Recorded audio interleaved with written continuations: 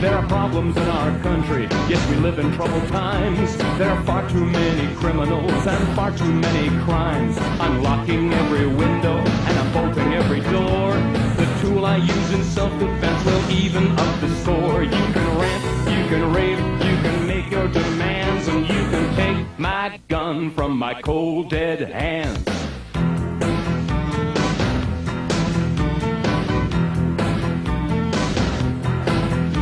There are global corporations, they have billions that they pay to the greedy politicians who make sure things go their way.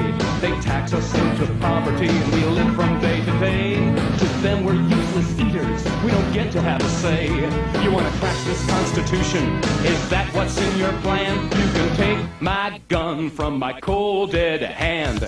In every case through history, when genocide was planned, the firearms were gathered up and the opposition banned. The tyrants made distractions and the people looked away, and by the time they realized they couldn't get away, the smiling face on my TV says we should all join hands and help create this vision of a new world order plan. We'll downsize our defenses, give our bases all away to a UN global peace force, and we'll do just what they say. Take your globalist agenda and your new world order plans, and you can take my gun from my cold dead hands. I just want to say one thing quick. That is that everybody's made a joke about communism. Communism, centralization, command and control, it's a sweet academic name for that, is a movement of the economic elite to create levers of control for societies through large centralized governments. It is not a movement of the downtrodden masses. And it's well proven to anybody that knows history that international bankers financed the Bolshevik Revolution in Russia. They created and tried to murder the prince of the Austrian-Hungarian Empire and actually succeeded to create World War I. And that's how they create their power, is through destroying society so that they can come out on top. That's basically called despotic leadership, my friends. And what we're going to talk about is a local issue about Roland Ellingson being given $2,000 a day fines for having 3-inch grass. And then you'll see the hypocrisy of a city council member who goes along with this type of absolutely fascist behavior, command and control behavior, fascist, communist, it's all the same. And what you're about to see will shock and anger you to see the hypocrisy. You'll also see the health department engaged in just absolutely hypocritical and ridiculous behavior. But this is only on a local level. Internationally, they have these so-called environmentalist laws where they're going to move all our production to third world nations that have no environmental controls, and I assure you that's not going to help the environment. That is going to hurt the environment. So it's not about the environment. It's not about keeping your neighborhoods good and safe, like the statesman said. It's about controlling civilizations. It's about deindustrializing the U.S. and transferring all modes of production to third world nations with absolutely no human rights, no environmental controls, where the bankers and the IMF, the International Monetary Fund, and the International Bank of Settlements have absolute control and domination. Now, let me just preface this, folks. I'm going to briefly, first off, I've got a Webster's dictionary. This is straight out of Webster's. This is not theory. This is out of Webster's dictionary. There was a system in place back in between the 9th and the 15th century called feudalism. And I believe, folks, if you really take a hard look at it, you will find that this is very similar to the property taxes of today. Communism is the new pseudo-political term for feudalism to get us all off track and argue about it. It's slavery, basically. Let me just read what feudalism is according to Webster's dictionary. A political and economic system of Europe from the 9th to the 15th century, and we're going to put it up on the TV here for you to look at, based on the relation of lord to vassal as a result of land being held on condition of homage and service.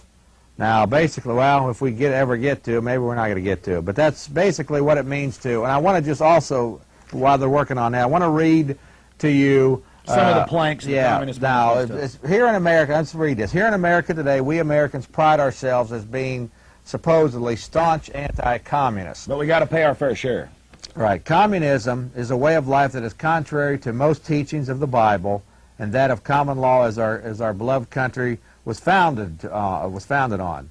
In 1848, Karl Marx wrote the 10 planks of the Communist Manifesto, which he copied from an article written by Zionist and Illuminati founder Adam Weishaupt in 1787. Now, this is the feudalism from Webster's dictionary. You can see that. That's very, like I say, this is basically you don't own your land. It's an illusion of ownership. You're actually renting your land that you believe you own. And you know, Jeff, if we were all ants and bees, this would work just fine. The problem is in one of these systems, corrupt individuals always foster this system so that they can have an excuse politically to control your destiny and your life.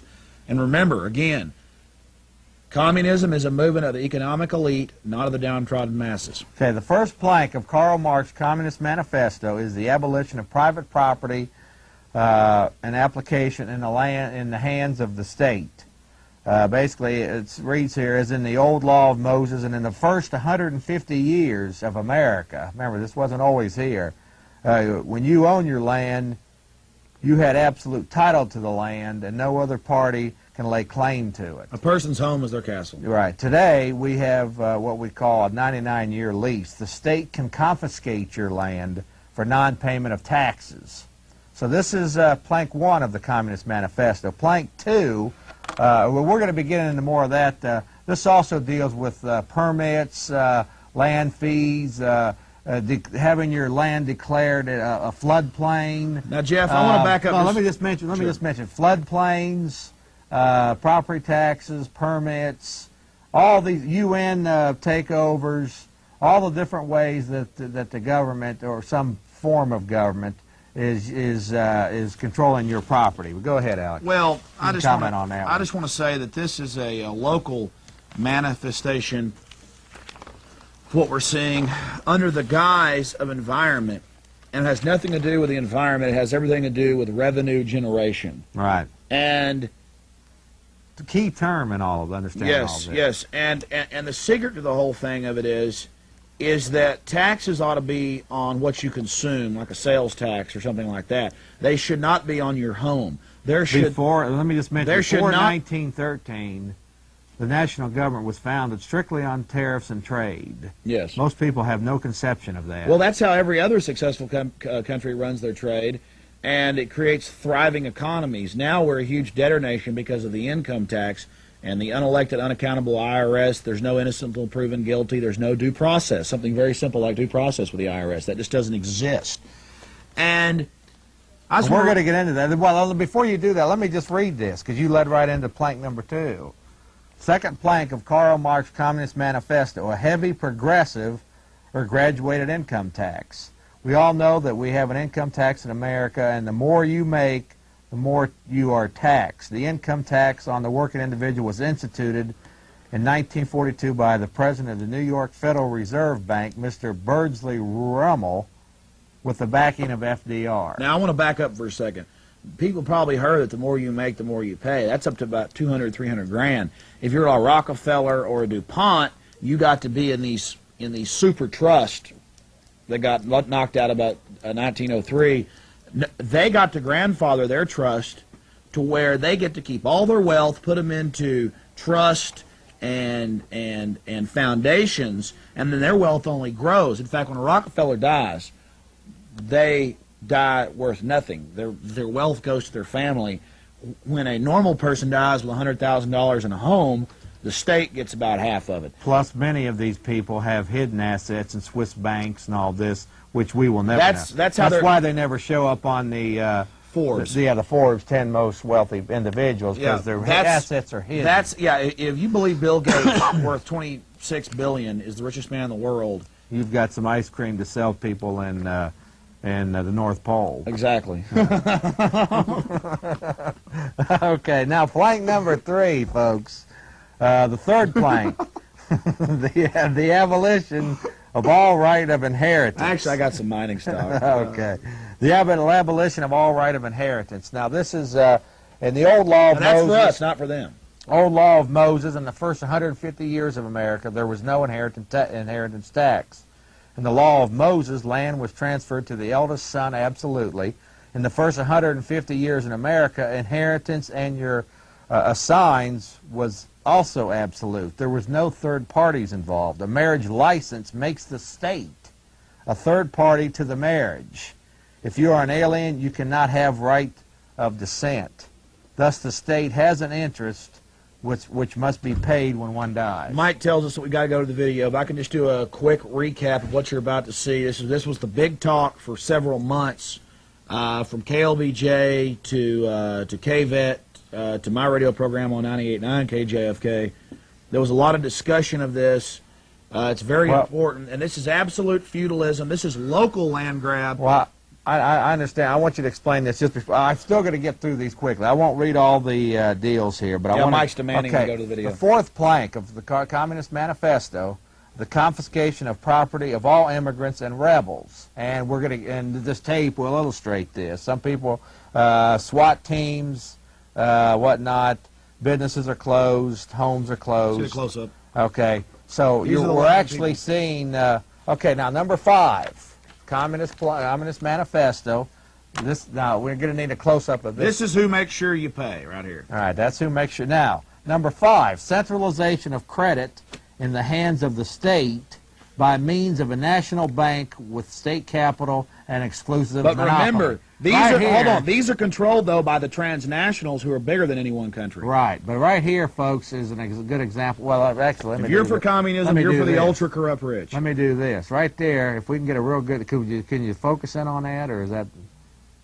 This is where your tax dollars go. Right there, it is. That's your national bank here in America. Well, tell us a little, just briefly about that. Well, it's a gigantic money trust established in 1913, and for their full slavery to be enforced now for 84 years, they have to totally destroy private property under the guise of environmentalism or this or that. Okay, let me go to plank number 6. I'm going to get through these planks, even if we have to cut out some of this later stuff. Okay, number 6, the centralization of the means of communication and transportation in the hands of the state. That's part of the thumb Now, scanning. this is accomplished by the Federal Communications Commission, which controls, regulates, and licenses all newspapers, magazines, radio, and television stations. Local who are in networks. in a corporate capacity. Transportation is controlled through the use of state vehicle registration and licensing of the owner. And now they want to thumb scan you. They've been doing it since 93, and now Clinton wants urine and blood testing for everyone to get licensed. It's all loving. Plank number 7 of the Communist Manifesto. The extension of factories and the instruments of production owned by the state and the bringing into cultivation of land and the improvement of soil generally in accordance with a common plan. That's the UN land grab and control. That's of the guys. It's total control of society. Let's go to the well, let me just mention this. The factories are controlled. Okay, this various agencies that control this are OSHA, labor boards, unions. Smaller businesses are extensions of these factories because they are franchises.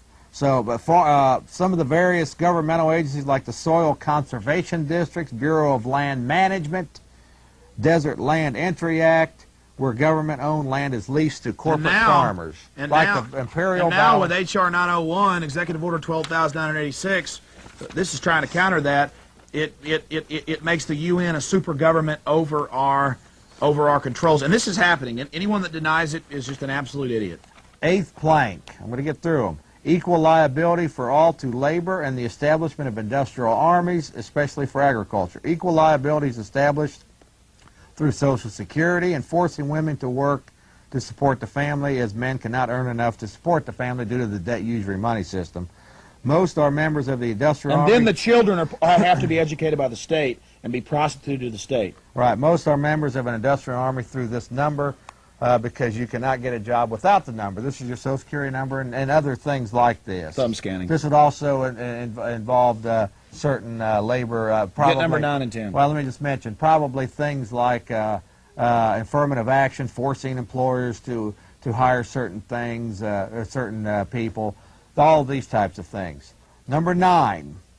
The combination of agriculture with manufacturing industries and the gradual abolition of the distribution of population over the country. Regional government, this is the explanation for it, regional government under control of the federal government, who are under the direct control of foreign bankers. In other words, one world government. That's number And 9. the last is free education. Yeah, number 9, I don't need to explain this. And but it's the not free. 10th plank of the communist education, that's true. Free education for all children in public schools. Government training and indoctrination centers. Even private and church schools must obtain a license and teach state-approved courses. Jeff, we got to go to this video. I just want to read this real quick. Teach all humanistic principles, not reading, writing, and mathematics. They are taught to be good slaves to the government and ask for a license, permission, before doing anything. Okay. With that, folks, go ahead and explain the story you're about to see was big time on all the talk radio, a huge story. The Statesman actually countered our piece and attacked it and said it was for the kids and to keep us from crime. 3-inch grass, he was given $2,000 a day fines. He's going to court this month. Total hypocrisy. You're going to see the hypocrisy with city council members and the actual health department that issued the $2,000 a day fines. Let me just mention this quickly. I want to just read it because this is very significant. 10th plank Communist Manifesto. Free public education, like you said, which isn't free. In fact, 6th and 7th graders are taught to fill out income tax forms by the IRS. They are taught that the government will support them if they do what they are told and do not ask questions. Yeah, don't ask questions. That's bad. Okay, let's go to the video. Here we are at a council member's house, home. No. Here we are at a council member's house, home, down here in Austin. And I'm not going to tell you their address or who they are, but you ought to see how overgrown their house is. I mean, this is just ridiculous. Very nice little neighborhood over there, I will tell you. But it's just crazy that we'll just wait till you see how overgrown it is. Hell, look at that house. That's more overgrown. Look, that's not the council member's house, but look, that's more overgrown than Mr. Ellingson's. It's crazy. I think it makes me the maddest is how the paper countered with that story. We came out and did a story about Mr. Ellingson being harassed by the health department and environmental services, and 2 days later there was a front page thing on the health department saying how wonderful they are, stopping crime, sewage, and helping the children in East Austin. Why, everything health department did it.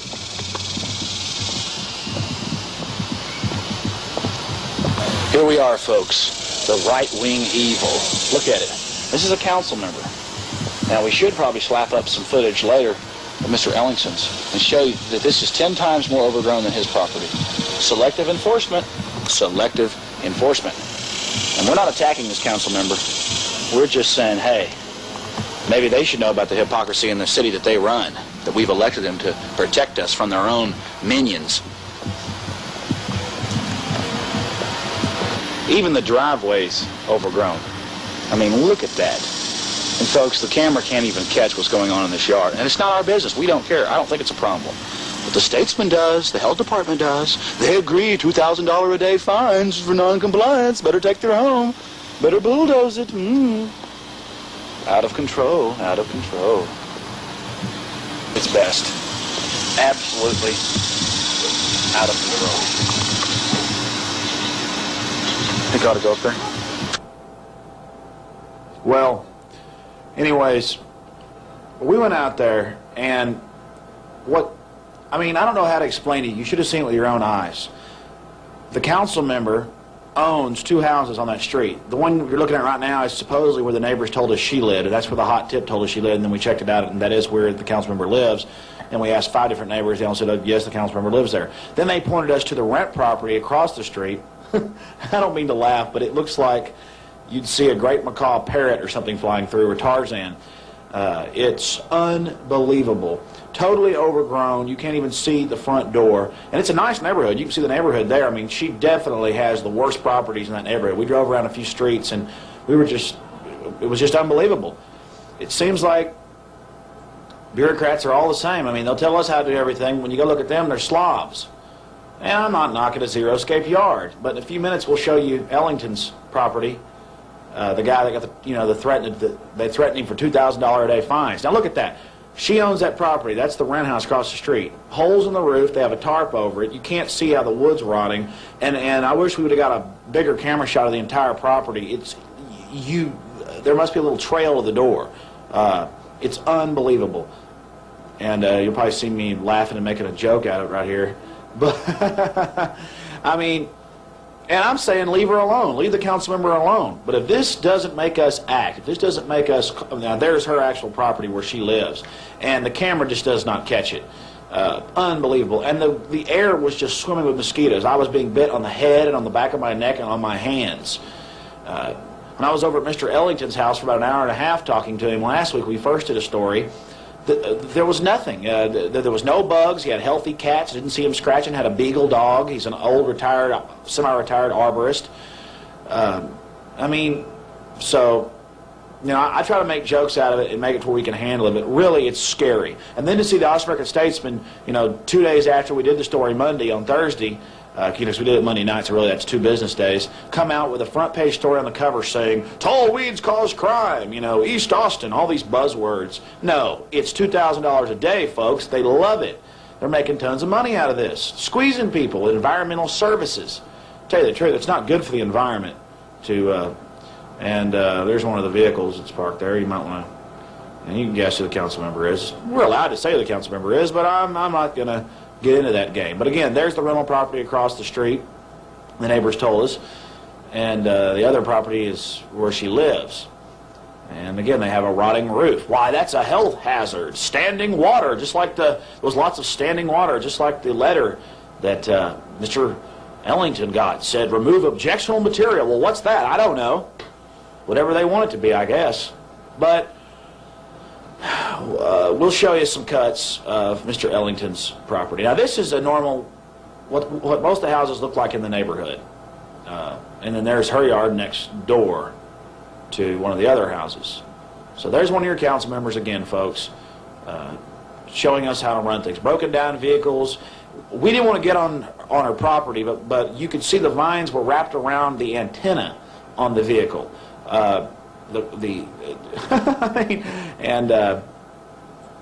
Anyways, I don't know. You just, and again, don't you attack me, Alex Jones, for what I'm sitting here doing. I'm not trying to cause a bunch of trouble for this person. I'm saying they're running our city and they're going around harassing people, and then it's just hypocrisy, man. Ellington, and then people called the show last week. And called my radio show too and said, oh, you know, we got to cut that grass. It's for the, you know, hurting, crime, bugs, breeding. And I'm like, he had 3-inch grass. Oh, the city wouldn't do it unless it was needed. Well, all right then. If Ellington's land's bad, then get over their city and put liens against her. $2,000 a day. Their own. Well, last Thursday's Osberger Statesman had it in there. $2,000 a day is needed. It's important to keep us safe. Yeah, safe from what, you know? I don't know. I'm not going to ramble anymore. Here's Mr. Ellington's house. Check this out. And see the difference between her properties and the council member's properties and his property, where he's lived since 1947.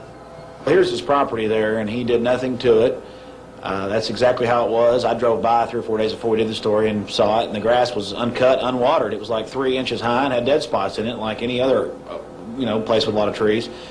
And the place was well painted, nice indoors. I didn't see a tarp on the roof or anything, a danger to any children or anything. And the house you see in front's where he has some renters, some nice English guys who are artists who live over here. And then you can see his art, and then you can see Mr. Ellington, older gentleman's arborist work shed. And there's some of his evil right-wing cats. Those are actually his cats, and he's got a dog. And he's also got a parrot back in his 2-story little house in the back. Lived there since 47. Actually built those houses himself. His wife died. So that's what's going on. Actually, his wife died, so moved out of that house a long time ago and rented it. Kind of sad to live there. And you can just see the problems that he's been causing. It's obvious that he's bad. And you can see and there's the arborist, little trailer. They give him a little bit of trouble about keeping that there. See, maybe if he was just like Goodman and became I'm sorry. Maybe if he was just like some of the people in government around town, nothing would happen to him. Maybe he would just be left alone. I don't know. Maybe he'd just be left alone if he'd just give up and quit working and not have that bad trailer with some plants in the back, that he has to go pay the landfill to exorbitant prices to dump. And here's the backyard, just the complete evil. You can see some lumber where he does a little bit of carpentry, and he didn't even straighten up when we came over. That's just the way it's been. There's the terrible long grass Just the worst thing I've ever seen. It was a little bit taller in back. It was probably 4.5 inches tall in back. And see, we're not hiding anything. We're showing you the back. And those tarps were not put up just because we came out there. He'd had tarps over his lumber for a long time. There was holes in the corner of the tarps. They'd been there so long. And there's his vehicle. You know, just a bad man trying to live his life. There he is. God, he's got to be stopped. Oh, man. And there we go up front, being bad people, you know, just causing trouble, hurting whoever we can. And in a few minutes, I'll show you the health department. We went out to the health department after we were here, and as usual, didn't even go check it out before we did the story. We just went out there to the health department, and it was just in disrepair.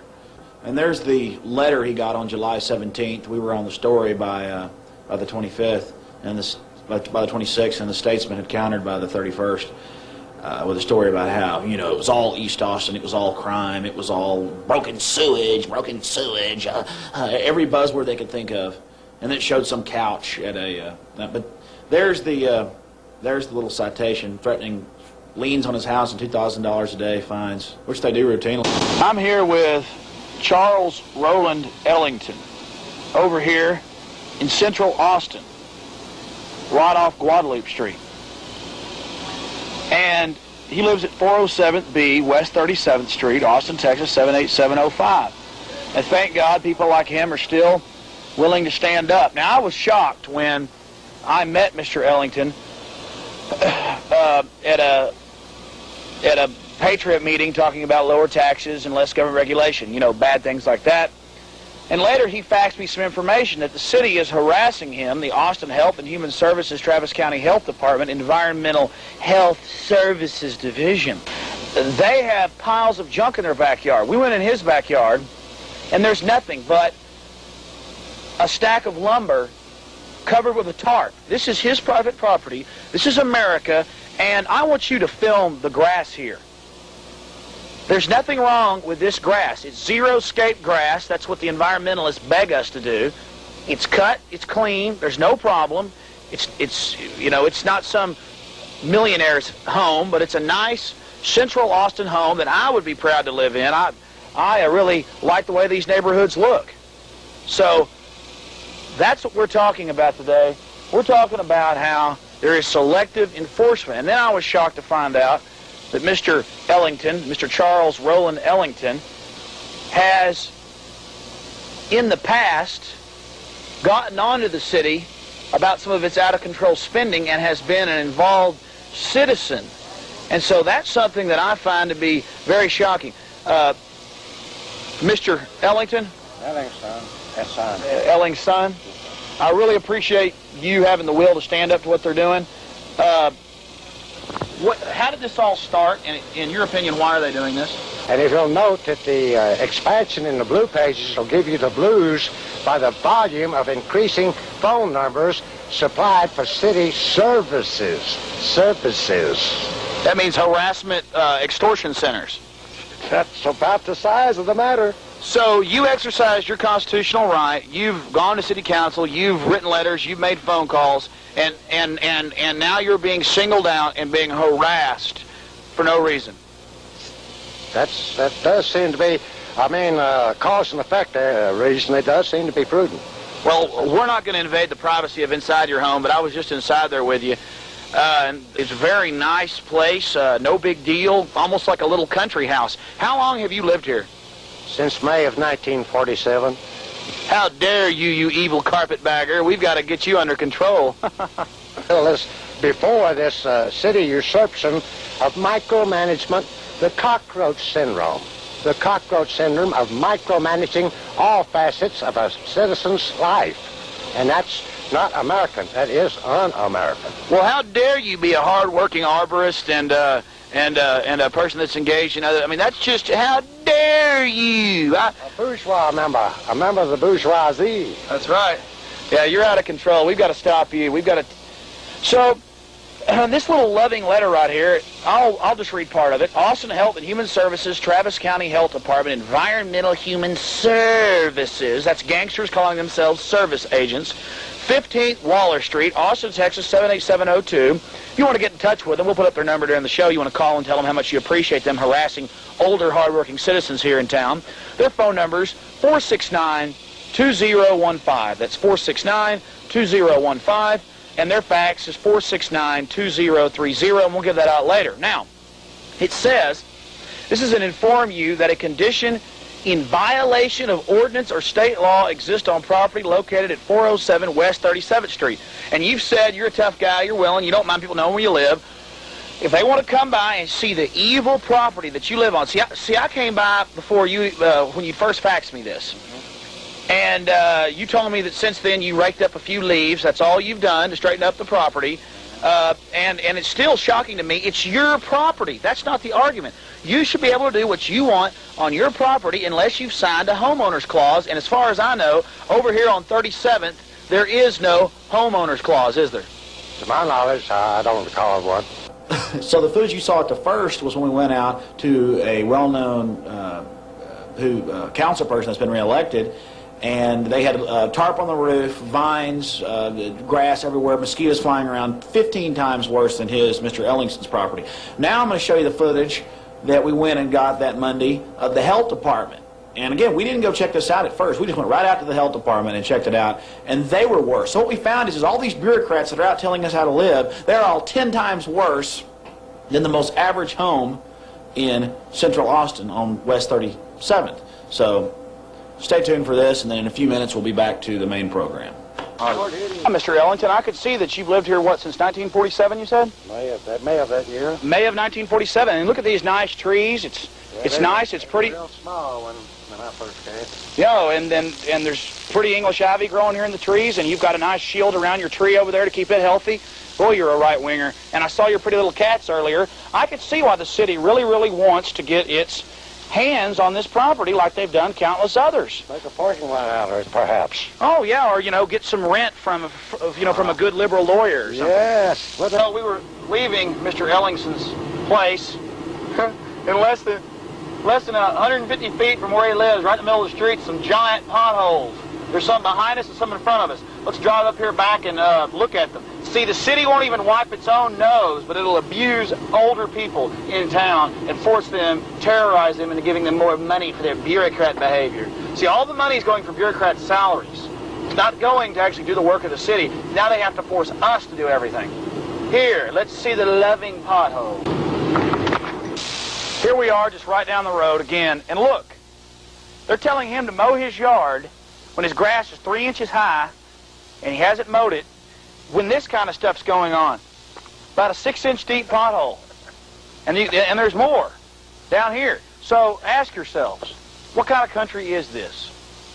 Well, that's the truth of it. All they do is harass the citizens, push the people around. We're losing more and more of our personal rights, and they're making despotic inroads into private property, while at the same time not taking care of the essential services. You see, they dangle essential services in front of your head. Oh, you want the potholes filled. Oh, you want the EMS to have radios, don't you? See, they pay for the essentials last and pay for all their greed and strange bureaucratic behavior first. This isn't an attack at your average bureaucrats, government workers. I'm talking about the people that are under the control of our federal government that want to pay homage to them. Here we are at the loving, caring city. Austin Health and Human Services, Travis County Health Department, Environmental Health Services Division, down here on 15th Waller Street. And look at all the weeds over there. Look, it's worse than, much, much worse than Mr. Ellingson's ever was. Now that air conditioner, look, that's 6-inch grass. Oh, I'm going to take the city building if it doesn't fix it. We'll have to put a lien against the city building for Mr. Charles Ellingson. Oh, and look at that tree. Look at those weeds right here, producer. Oh, my gosh. Oh, this is just the worst. Oh, my gosh.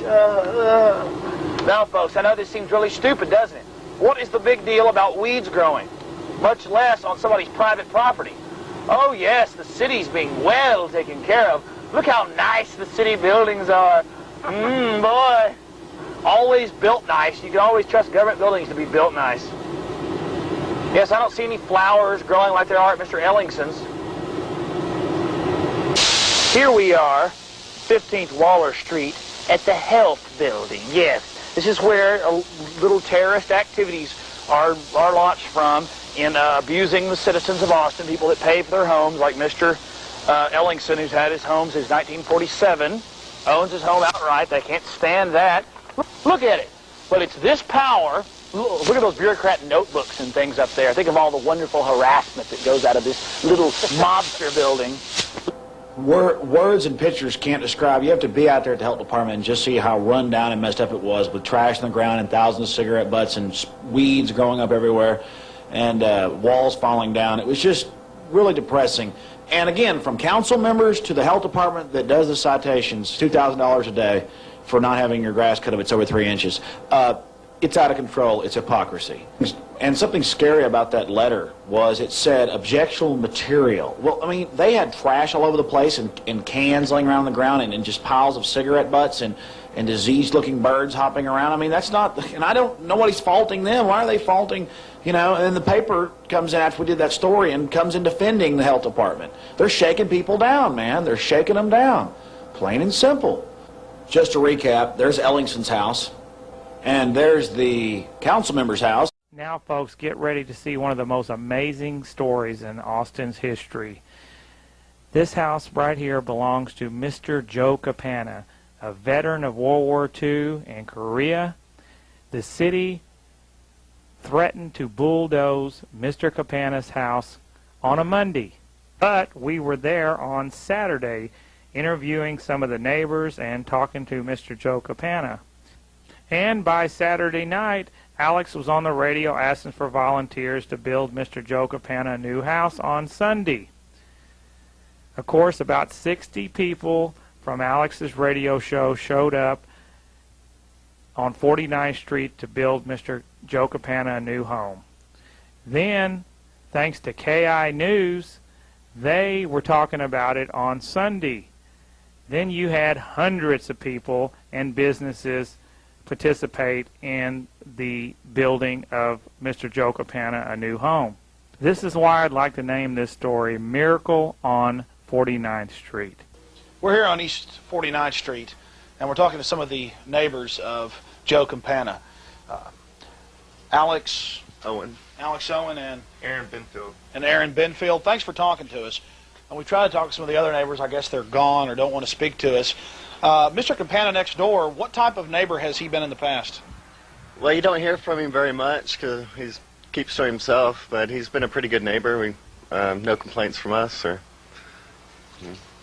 Yeah, he's never said anything. He's never called any complaints against us. We've always had a couple parties, and he's never really done anything about it. He's been a really nice neighbor. He definitely keeps to himself, like Alex said. Front yard's cut, and the house isn't attractive, but it doesn't bother me. Well, it's his property, and it's better than him being out on the streets freezing to death or panhandling or even worse, engaged in criminal activity. Of course. He doesn't bother anybody, and I don't see why we should bother him. Mr. Benfield, do you have a problem with this gentleman living next door to you? He has lived there since, the mid-1950s. Do you think he's causing a problem? No, not at all. I mean, I've only been here for 6 months, but I've been coming over to this house since this guy's lived here, the other roommate, and that's 2-3 years. And I've never heard anything bad about this guy. I don't have a problem with him at all. Why do you think the city's planning to bulldoze his home? Because his house is I guess it appears ugly to people, and I really think the problem is that the neighbor on the other side is selling his house, and I bet that kind of deflates the price of his house that he wants to sell it for. Just because something looks bad, it's going to make the property next door look, depreciate in value, and it's just not right. It's just so ruin somebody's life, tear down a veteran, a disabled person's home just so they can get more cash. Exactly. Somebody that fought in a war for this country, and you're going to come and tear his house down, and the country he fought for? That's just ridiculous. That's not America. No, that doesn't sound. And some neighbors don't want this person to live here. They don't want this house here. They find it to be an embarrassment, they say, and of course they won't talk to us on camera. Of course nobody's volunteered to help him. They'd rather just put him on the street and then spend 10 times the money in welfare to try to take care of him. This is what you get for serving your country. Well, Mr. Capana's not here right now, but you can see his home does have some structural problems. But people, due to property values in this area on East 49th and some of the other homes that are being sold in this area, have filed complaints with the city, and on Tuesday they're coming out here with bulldozers to destroy this structure. Of course, we haven't heard of any churches or organizations that care to help Mr. Campana, a veteran. We see these movies like Saving Private Ryan or The Thin Red Line, showing you the plight of soldiers in World War II, but no, not Mr. Campana. They'd rather make him homeless, throw him out, and then let the social welfare net take care of him. Probably cost 10 times over time what it would cost to simply fix this structure. If we can get in touch with Mr. Campana, we will come out here and help shore up his home, no matter what the cost, right here at the Freedom Report. So what do y'all think about Mr. Joe Campana's, what do y'all think about Mr. Campana's home here that's going to be torn down Tuesday by the bulldozers?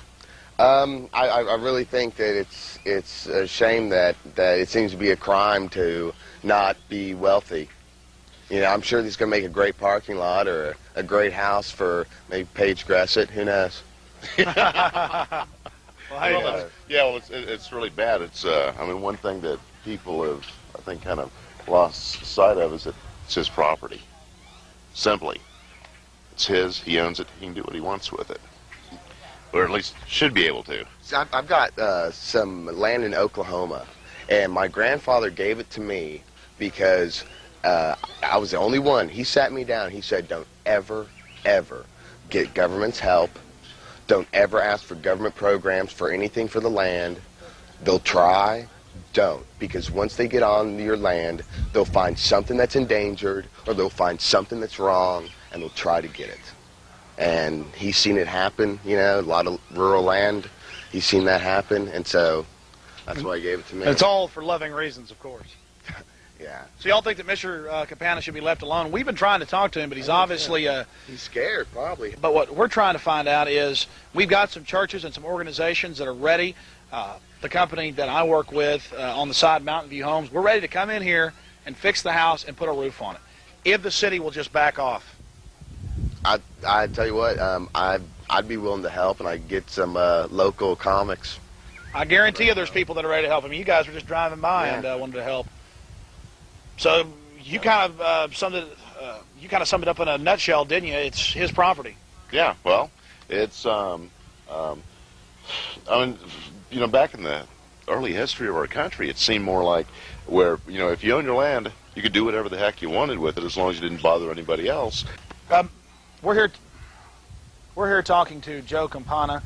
How long have you lived here, sir, on East 49th Street? Since 1959. Since 1959, and you were in World War II and Korea? Yes. And you have 100% disability from the government? Yes. Comfortable. Yes. Now you say, and I'm glad that you came out to talk to us, so I want to thank you for that. You're saying that the city's been harassing you for 20 years? Yes, they have, since 77 about the matter. And it's here under other, and it has to prove injury before other can be overridden by the city. It's been out of their jurisdiction all that time, and they've been offending constitutional provisions every time they find me about the matter. And now they seized my property, or took it falsely. They've seized your property? Oh, yes, my cars and my shielding and everything in the backyard, thousands of dollars worth of equipment, and even the lumber to do. Well, your neighbors told us that you used to have some cars that weren't even in bad shape, had the glass, the tires, everything on them. They said the city came and took everything that you own. Yes, they took everything in the yard out. Yes, when did they do this? Well, they should have taken what they caused in the back room when the roof caved in out and repaired it. But they caused the roof to cave in. Yes, the city. Bill Steele, I believe, pulled the eaves off of my house.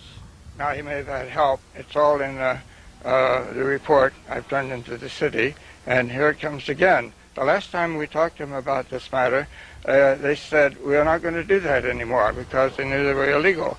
And the lawyer, the Attorney General, the FBI, and several other people, they gave me reference to call. I called them. Now here it's all happening over again. And they said they weren't going to do that anymore.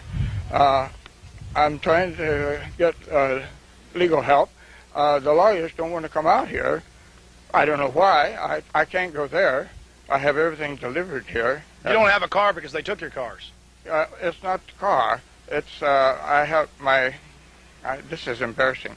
My prostates are enlarged because I'm 73 years old, and I have to urinate frequently and go to the bathroom, have access to. No, I understand. I understand.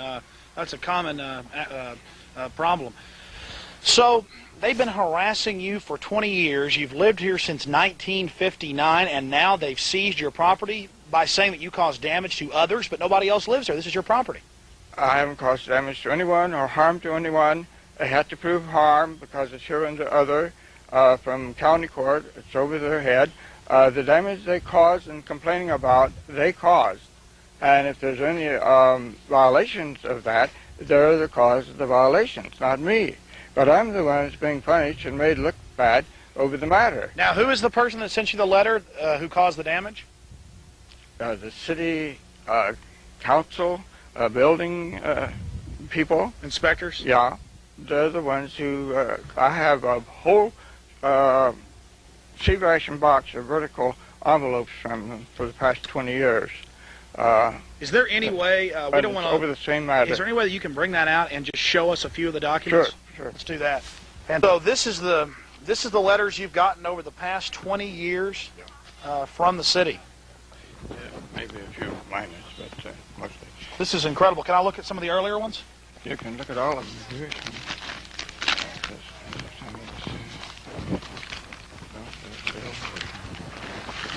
They're all about the same. I mean, you can.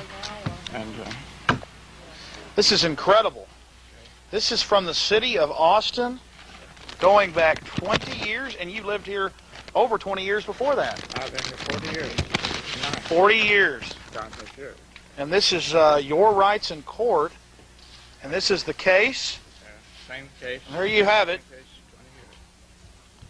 This particular one goes way back to '86, and they're fining you, and it's talking about the tickets and the status.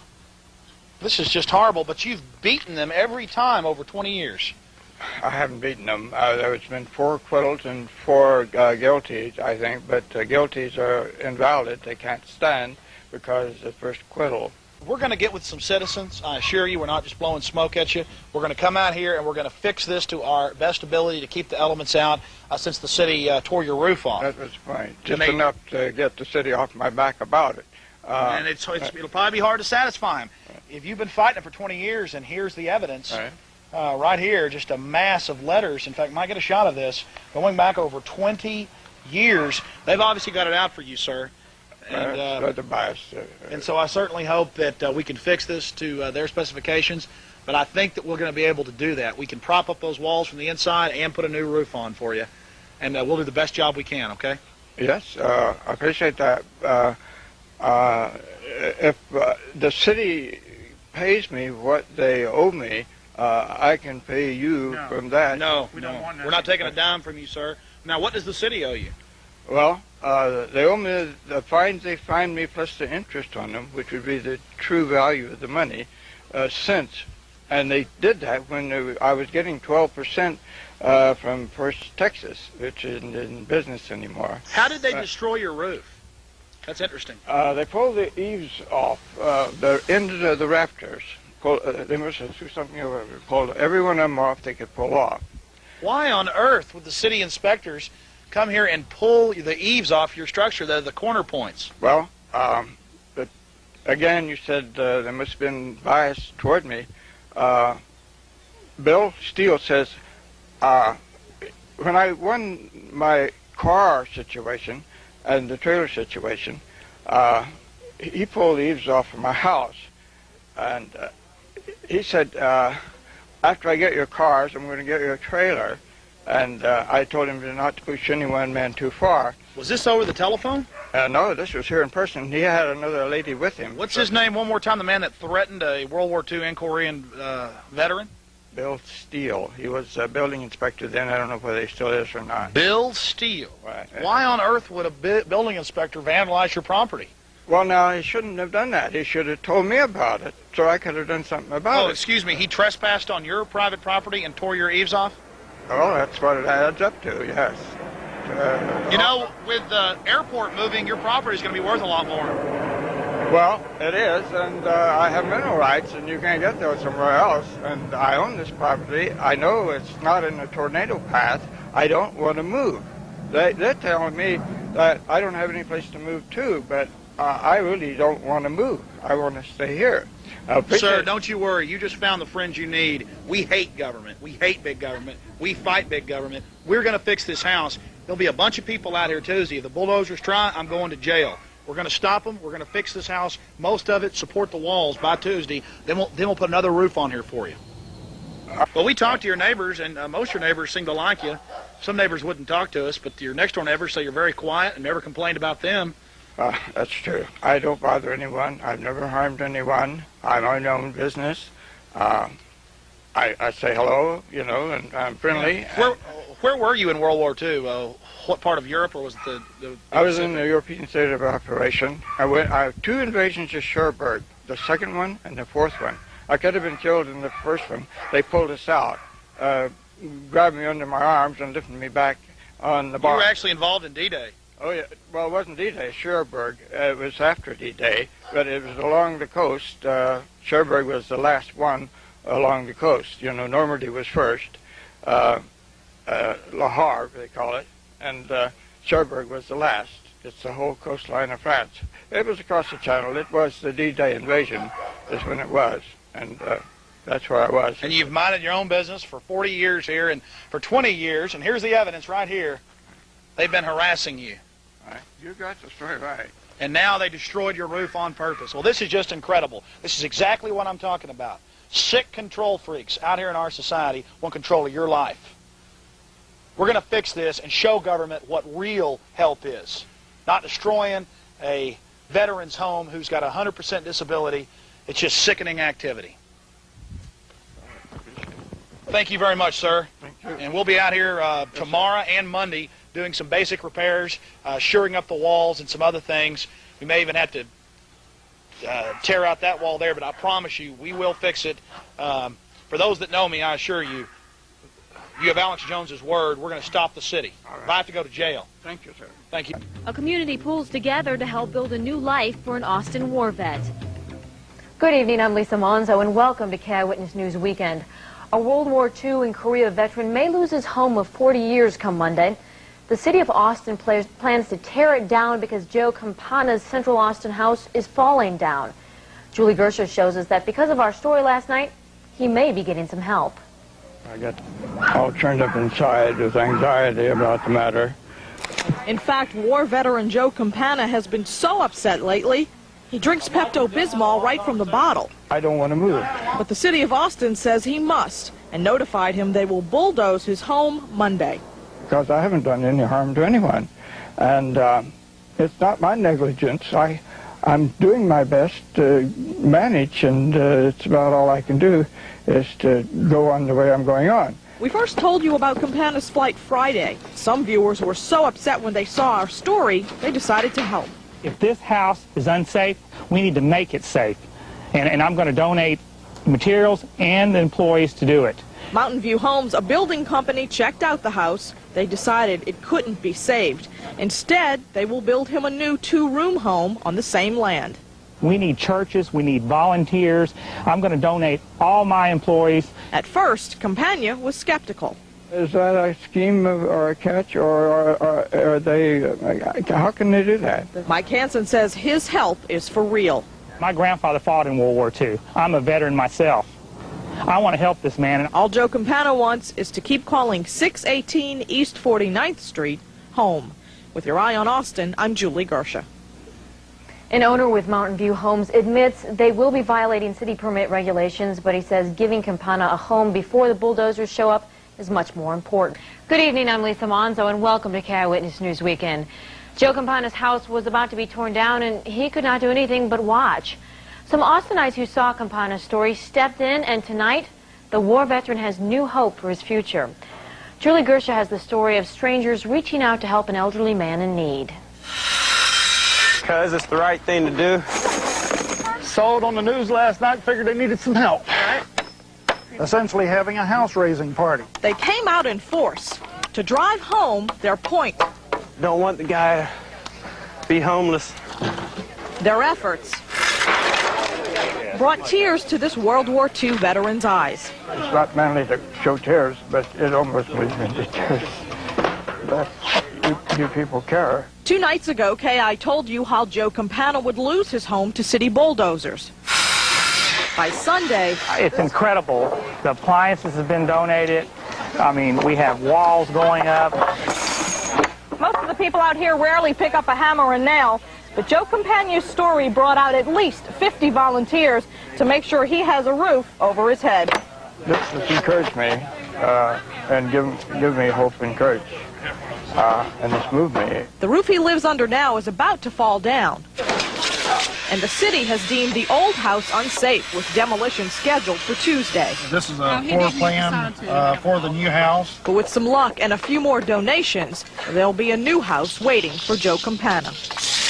I'd like to thank you for making us free. A man who many feel deserves the gratitude of all Americans. I see it kind of just as an old-fashioned barn raising. I'm eternally grateful. An Austin man accepts help before his walls come tumbling down. Good evening, I'm Neil Speltz. Christy Fletcher's off tonight. You know, this was supposed to be an Austin man's last night in his home of 40 years. The city planned to bulldoze Joe Campana's house because it was falling down. But after our stories of the past few days, some Austin volunteers stepped in, and KI's Pamela Cathion's is going to show you what happened next. Dozens of complete strangers, hammers, saw, and drill in his front yard. Joe Campana is the disabled veteran K.I. showed you Friday. He lives in a home where walls cave in and part of the roof is missing. Neighbors complained, and the city planned to bulldoze the home. They said it was just too dangerous to live in. I have no place to go. Then the weekend came, and so did help. By Sunday, Campana had almost 100 volunteers working on his property, building him a new home. Volunteers so anxious to help, they started without a city building permit. We had some naysayers out here saying, don't do it, you're going to go to jail, and these people kept digging. The city's plan was to do a final inspection on Monday, then have Campana's house bulldozed down Tuesday. But thanks to some hard-working volunteers, things have changed. Monday, the city gave volunteers a permit, postponed demolition, and approved building plans. The floor plan itself is more like just a small studio or an efficiency apartment. It'll have a kitchen on one side, a living area, and a sleeping area in the back. It's just such an absolute marvel to see the people that have come out to essentially build a house for someone that no one knows. I owe them a debt, and I can't work to repay it, but I can donate to repay it. These workers don't want anything in return. They just want to help. I'm exhausted. Ready? Yeah. Fire away. Lance, you've been out here all day slaving away. People have just been donating everything from the entire electrical systems, doors, windows, thousands of dollars of lumber. How does it feel to see... Awesome. This is the best thing. I'm so glad that we seized this opportunity to help Joe get his place in order. I can't believe that that the city's not out here getting behind us and supporting us. You know, more than these are all volunteers. These aren't any city people out here, and but it's great that we're taking this opportunity to do this for him. The guy served in World War II, and this is long overdue. That's how I feel about it. You hope the city doesn't bulldoze it. No, I don't want to see this place bulldozed. No, we don't want to let that happen. That's No, right. I think that would be a disgrace. That'd be a shame to do that to this man's property. He doesn't want to leave. He just wants a decent place to live. He doesn't want his house bulldozed. He wants to stay right here. And I think we owe him that. And that's just how I feel about it. And I'm glad to have this opportunity to be here to help him. Hey, thank you very much, buddy. Thank you. Hey, Brian, does it feel good to be involved in something like this? Yeah, it feels real good. I think it really shows how the American spirit hasn't gone. You know, it hasn't really left. There's still some good people in this country. And to see this old man who's fought in the war, in World War II, one of the biggest, you know, for us to come out here and help him is really great, you know. That they treat prisoners with more respect and care more about their rights and their concerns and their health issues than people that are retired and disabled and veterans of foreign wars. It's ridiculous. You have to remember, criminals are important to wreak havoc Yeah, that's part of order out of chaos. You know, if they'd lock them up instead of letting them go, we wouldn't have the problems we have today, and we wouldn't need this huge police force. It's all an excuse. I mean, they let convicted murderers out. They go and kill again, and they're surprised. It's ridiculous. And at the same time, nonviolent people are spending more time. And people that are in there for nonviolent offenses, the 3 strikes thing for like small-time drug dealers. I mean, you know, if the government wouldn't bring the drugs in, there wouldn't be a problem. Great point, sir. Thank you. Let's go talk to Lewis. Councilmember Lewis, good to see you again. Good to have lunch with you. Hey, we appreciate you coming out and supporting us in what we're doing, and hoping to get him out of that dangerous structure and get him into this new one. Yeah, well, that's the same thing the city tried to do before, and you know he refused to let them build one before some time ago. I don't know exactly when, but what about? I'm glad that people are taking this opportunity to help their neighbors. He has a letter that he actually was offered that, and then it seems that that person that offered it to him from the city was no longer there. Well, I don't know. I wasn't there at the time. I understand you're a new council member. Well, thanks for coming out. Does it make you feel good to see all these folks out here? They said it was about 40 out here. I talked to 42 today, and they said it was about 42 people out here earlier. I mean, about 40 people or so earlier. We've had about over 100 since 8 o'clock this morning. Yeah. A lot of folks had to go. Yeah. Well, have you seen all the lumber we've got? Yeah, he just gave me a tour of it, and he was explaining to me what the process that they're going to do next week. So, yeah, we'll get started on getting the permit in the morning. So. God bless you, sir. Thank you very much. All right. Well, that's Councilmember Lewis doing the decent thing. There were like 100 people here over the day or over. Right. I mean, just everybody from church groups to people in the building trades to just anybody who felt that they could help. You know, I'm just glad it happened. Right. How do you think it's all going to play out? Well, you know, I mean, it only has one way to go, and that's up. So, you know, I mean, I don't see anything that would play out any different. So, I mean, they're going to apply for a permit in the morning, and it shouldn't take, but you know, I mean, it should be something that would be done. The inspectors come out, and people be able to go on. You know, I mean, this is a situation that it requires some deviation. You know, I mean, you're not going to spend the 6 weeks or 2 months or whatever going through the permit process. So, you know, I think it'll play out to everyone's benefit and everyone's hope and desires. So, now, you know, I've been working with the Travis County Veterans Affairs. Yep. So, you know, me being a veteran, you know, I have some. There's a lot of veterans here today. Oh yeah, yeah. That's what I understand. I was talking to Susan from Channel 42, and she said there was quite a few, and I expect as soon as the word get out, there'll be a lot more. Yeah. Now, as we break here for a second, let the plane go over. Yeah. And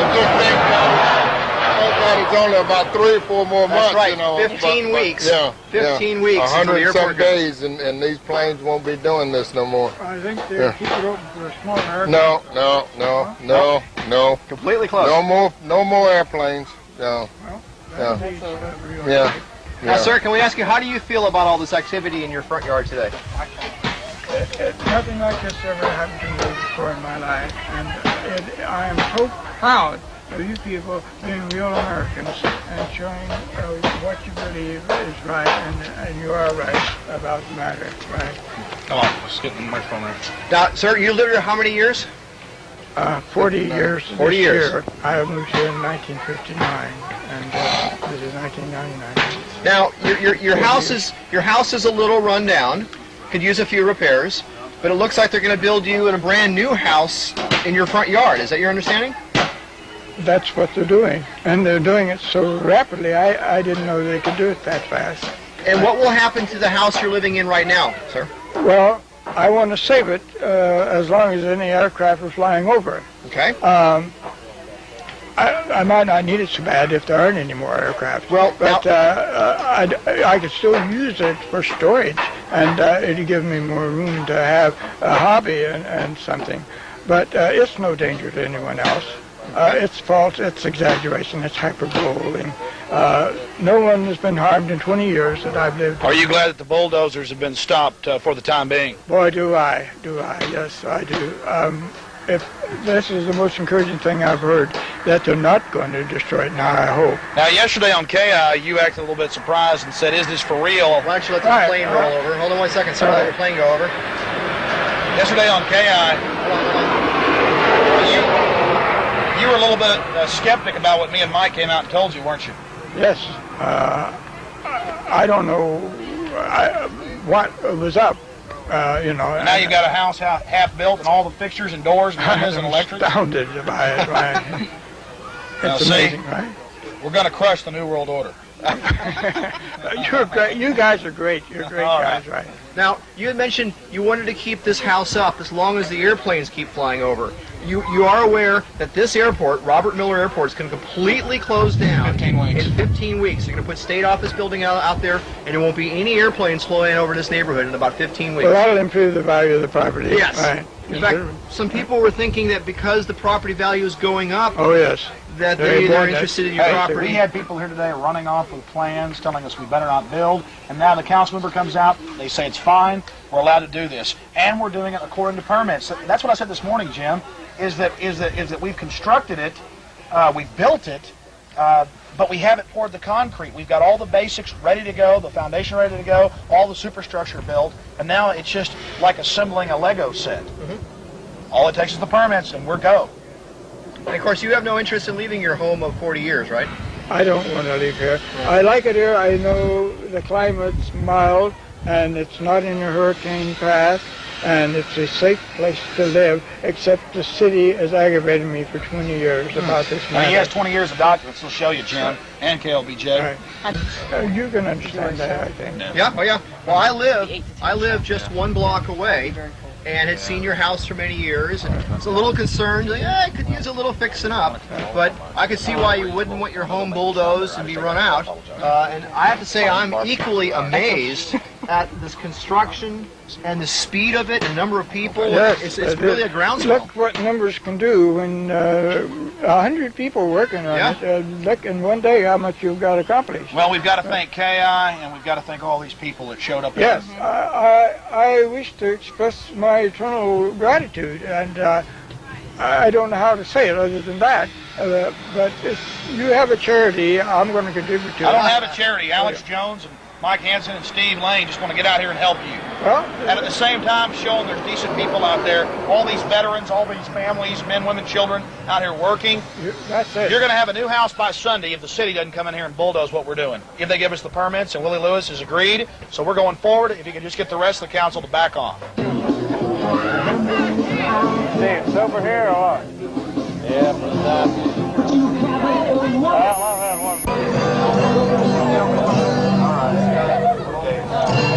All right, I'm going to sing a little song right now, and I'm going to play it on this guitar that was given to me by Mr. Joe Campana. I love it. It's a little Sears or Roebuck. It's my new favorite guitar. How old is that guitar? Older than me, probably.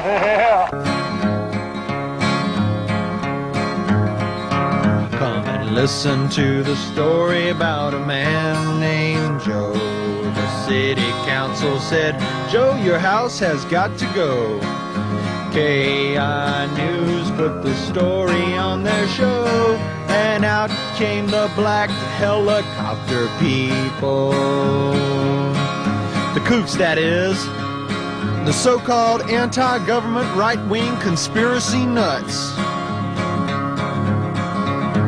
The call went out for to save Joe's home. The SOS was shouted out by Mr. Alex Jones. Patriots came and they did all they could do to help to save this hero of World War II. The big one, that is. Joe was a junior in high school with a farm exclusion and an only child exclusion when they drafted him and tested the atomic bomb on him. Next thing you know, old Joe's yard was filled with friendly volunteers and materials to build. They said, we're gonna help you, and you will not have to leave your silver-painted trailer or the comforts you need.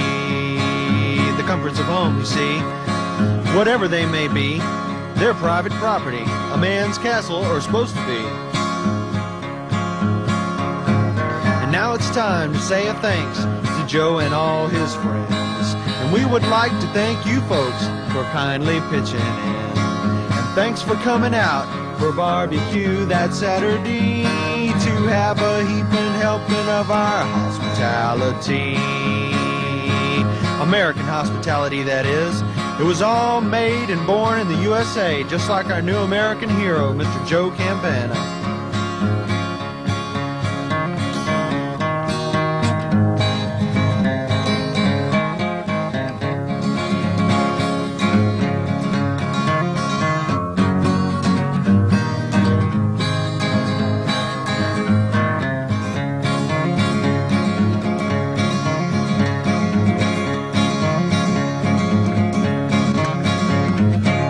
Austin vet is moving into his new home today. KI has followed Austin volunteers as they help build new dreams for Joe Campana. KI's Julie Gersa joins us live from Campana's home in central Austin. Julie, how's it look out there? Mark, it looks really good. Now this you're looking at is the old home at 618 East 49th. This is how it all started. Joe Campana, a disabled World War II and Korea vet, has been here for more than 40 years. But the city had told him a couple of years ago he was going to have to move because they said that this home was unsafe. Well, when people saw this story on KI and later heard about it on a radio talk show and cable show, they decided they weren't going to stand by and let this happen. So hundreds of volunteers have donated their time and their money, appliances, the siding you see on the house, and this is what Austinites who care built. And today, Joe Campana had his big moment. Joe, hope you enjoy your new house. Thank you, Alex. Joe got the keys to the home today. It is a modest cottage, but this place is furnished from top to bottom. They've donated furniture, everything in here, all down to the little details. Now, we talked to Joe about this gift that Austinites have given him because they care so much about him, and he was very moved by what they did for him. I'm overwhelmed. It is the greatest thing that's ever happened to me that I can recall. And Mark, in case you wanted to know what it looked like inside, here it is, fully furnished. Some volunteers have been working on this for a long time. They just happen to be in here watching. They are, you can hear the cheers from outside. They're very tired. This has been, they did this in 13 days, a city record. Councilman Lewis said it was a record the time that they got the permits, but they wanted to make sure that they beat the bulldozers, and Mark, they did. All right, Julie, that's a fantastic story. Way to have the community get together in such a short period of time. Right. All right.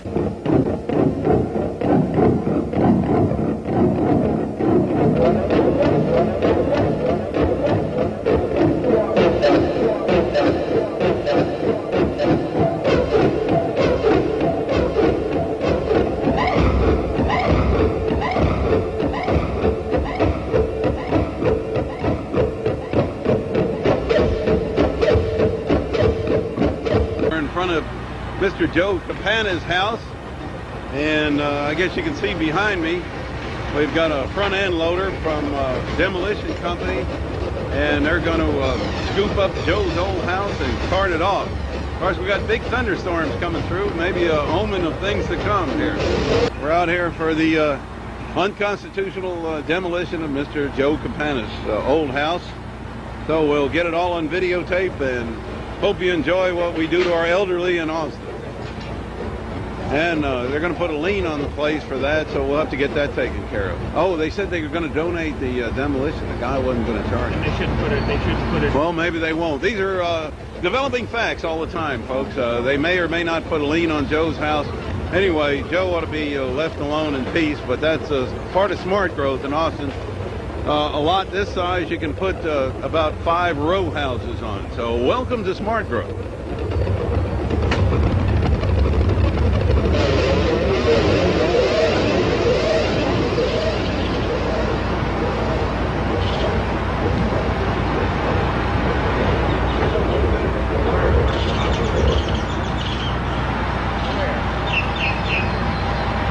And it was by deliberation from the county court. It was here under other, and the cause is jeopardy, and they had to prove injury, and there is no injury. There hasn't been any.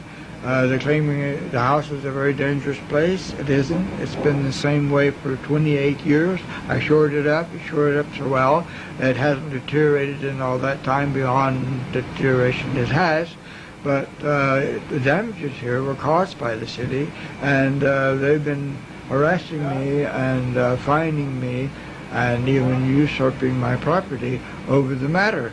And it's time for this stuff to get settled properly and stop this criminal, illegal practice this city seems to think it has a right to indulge in when it doesn't.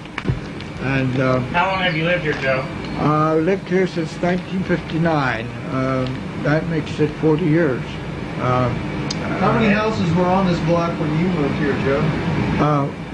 What was that, Lance? How many other houses were on this block when you moved here? Oh, I don't know, about the same number, I guess, except the one next door built an upstairs to it, and it's modified. It's been about the same all those years. But the property is becoming more valuable because the airport's going to move out to Bergstrom, and I think the city's after the land, and I think if they thought they could get away with it, they'd go on doing it, because when the lawyer called him, he says, we got caught, like they were doing something they thought they could get away with, so they got caught, and then they said they couldn't. We don't get on film. This is Joe's home. And this is lights out. This is it, yeah. This is the last time you'll see it, Tony, say that. Demolition people are out front. We've cleaned out everything that we could. Man's got a lifetime in here. We've lived like this for 25 years. The house being in this state of disrepair. This was his home. They have a right to live like this. Dug a bomb shelter in the middle of the floor, excavated underneath the house, slab collapsed. Now we're pulling the cord. We've got a bulldozer walking up the driveway.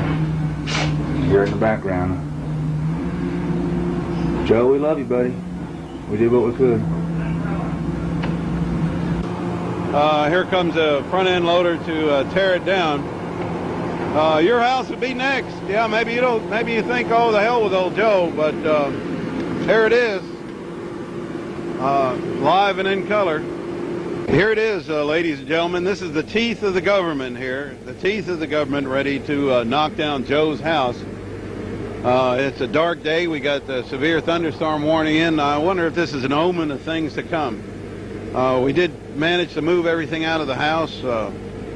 Mike and Lance and Scott and others came to move it out. Not quite as many people as when we were building it, but it's not much fun here. Anyway, we'll get more pictures when the teeth of the government takes its first bite of Joe. Yeah, we've got a close-up of the flag flying over Joe Campana's house. I don't know if the operators have noticed it, but it'll go down with the rubble. And of course, we know the flag's been trampled on by Clinton administration, this city council, and others. So it's nothing new to disgrace the American flag. Joe's a World War II veteran, and the front-end loader is about to take a bite out of Joe's freedom, and yours too, ladies and gentlemen. Yeah, here's Joe talking with the demolition fellows and a few of the people that came out to help. That's Tony. He did the tile work in Joe's new house. And Gail, she's been helping all last couple of days moving stuff out of Joe's house.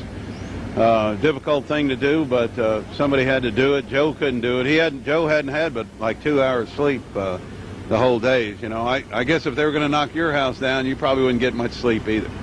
Anyway, it's going to happen shortly. Fitting that we're fixing to have a big giant thunderstorm with damaging winds and large hail across the street. We got the bureaucrats, they're just drooling while watching this process go on. I'm glad it's not my life's work to demolish World War II veterans' home and enjoy it. Anyway, we're fixing to the winds changed out of the north in the last 15 minutes, and we're going to see a pretty good storm. So God's watching old Joe, and Joe's got courage, and we're just going to tell the government to go to hell, and we're going to go after him after this is all over with. So here goes the teeth of government fixing to take its first bite at Joe's house. They took down quite a few of my campaign signs. Here it goes, Liberty Teeth there for Joe Campana. We're just following orders out here. Boy, look, the whole thing rocked. Get a picture of it. Now the flag is still flying. Yeah, let's back up. We'll get the whole thing on tape here. Pretty sad. There it goes. The whole house shook when it took a first bite of Joe's house here. So the rain has let up a little bit for this event. It's just kind of speechless, you know. I feel like the guy when the Hindenburg blew up. He was pretty excited, but we're watching him knock it down now. How long has Joe lived here? For like 50 years, 40 years. And they're knocking it down mainly because the neighbors didn't like the looks of it. Even if Joe stayed in it, and he said it's been pretty much in this shape for the last 20 years anyway. Thing's not affected by, right? Are you still rolling? Yeah, go ahead. Okay, mic's still rolling. I'm trying to get the microphone underneath the umbrella. Mike's under an umbrella now. Here goes. We're going to take another scoop. Another scoop out of freedom. Another scoop out of freedom. Yeah, the flag's still up. Reminds you a little bit of Waco. At least the BATF's not out here. There goes the whole thing. Oh, they're knocking Joe's house out. How's Joe doing in the house?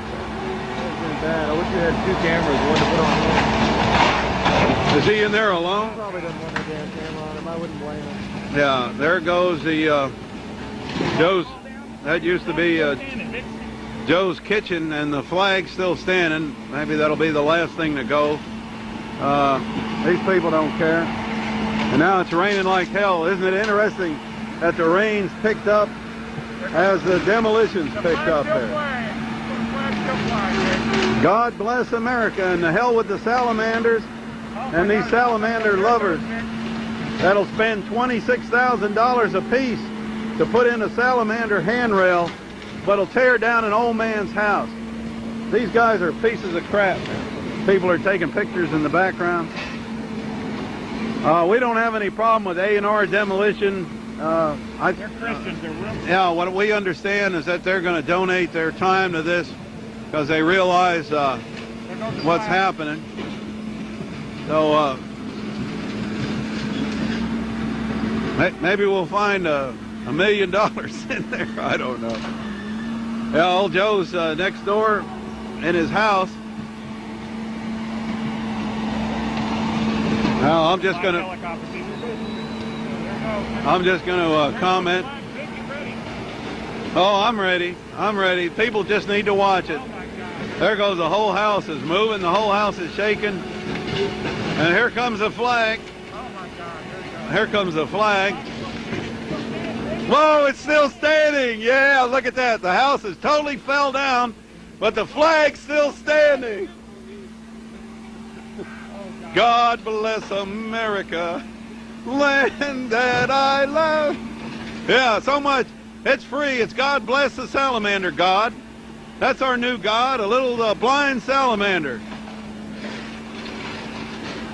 Yeah, I bet you city officials, they're frothing at the mouth over this. Yeah, old Joe. They can put up apartments here. Yeah, they can put up at least 5 row houses. Oh, the flag's still standing. Good for you. Yeah, it's raining like hell out here. We got lightning, and you got the neighbors all out to watch them knock down Joe's house. Ladies and gentlemen, is your house next? Wake up! I can't believe we're witnessing this just because they don't like the looks of it. I've been in beer joints that look a whole lot worse than Joe's house. Oh, this thing's getting wet out there. Oh, not me. I'm worried about the microphone. Here. Flag's still standing. I hope he don't take it down. Are you still getting, well, if he does, when they take it down, it's a literal and symbolic gesture that liberty is gone. Okay.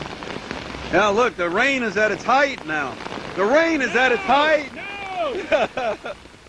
Oh, there it is, liberty. Oh, that's the end of liberty. That's raining its worst. Oh, boy, that's what they think of that flag. That's what they think. No, it worked out good. The rain is at its height. The rain is at its height. The flag is down. And so is Joe's house here. Yeah, yeah, we believe the house was raggedy, but Joe should have had the right to keep it. You notice it hasn't fallen over on his neighbors. It hasn't gotten anything on his neighbors. Joe lived clean in the house, probably cleaner than most of us. He didn't swill beer and booze and smoke cigarettes. If you consider that bad. But he was a clean living, or he still is a clean living man. And he just wanted to be left alone in his own residence. So his residence now is gone, and the water's leaking through onto the microphone here. Whoa! Yeah, there goes the city officials with the neighbor next door. COA, City of Austin, I guess. Maybe we could, Communists of America, maybe, who knows? You think we should get that on film? Yeah. Well, is Tony with you? Zoom in. I'm a little damp here. Rain's picking up again. We just been told that Joe's inside. He feels real bad about this, but we're not gonna lower ourselves like the national news media and stick a camera in Joe's face as they demolish his house. But you might expect he feels bad about it. You'd feel bad. We all feel bad about the whole thing. A lot of us have spent a lot of time and money out here to try to remedy the situation, and the bottom line was they should have just left Joe alone. And if the house fell in on Joe and he was in it, that was his wishes. People talk about firemen and fires. They get killed and they say, well, they died doing what they want to do, but Joe should have been left alone. Yeah, so it looked like it's a tough job here. Here's a big bite of the house there. I guess they got to make a big pile out of it now. Every time they move it around, why it gets smaller chunks. I guess this is a good video of how to do demolition on a house there. Of course, the occupants didn't want the demolition, but we're getting it anyway.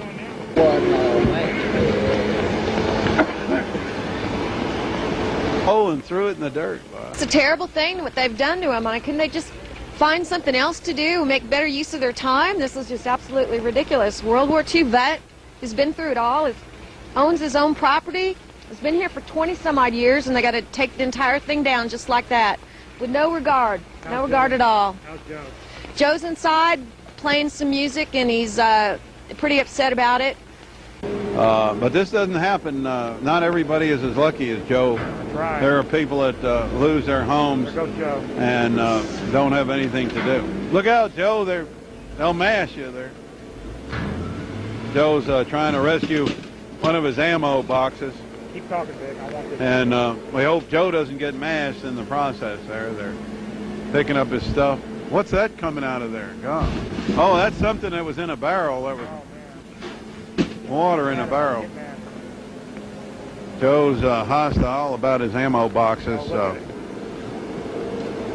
really a calm man. Look at him. Yeah, you got to give Joe a lot of credit for standing up in the face of the enemy here.